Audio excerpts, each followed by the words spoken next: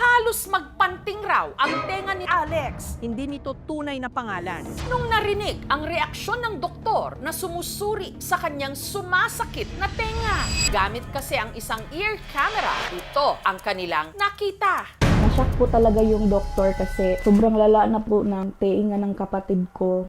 Isang itim na insekto Halos madurog na talaga yung insect sa loob ng tenga niya. Anong insekto ito? At paano naman ito nakapasok sa tenga ni Alex?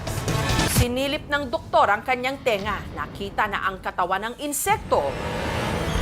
Lasog-lasog na. Dahil dito, nahirapan na raw silang tukuyin kung anong klaseng insekto ito. Pero si Alex may kutob kung saan ito nanggaling. Nanggaling insekto sa tingin ko ay sa halaman ni mama. Nakahiga ako dito sa kwarto, tapos ang halaman ay nandito sa labas.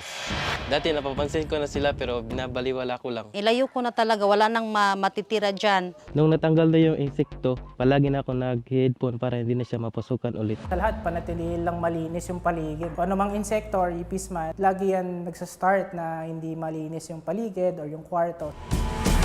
Makita pa lang sila, nakakarindi na. Kaya panatilihing malinis ang ating paligid. At huwag nang hintayin ang perwisyong dala at pumasok sila sa ating tenga.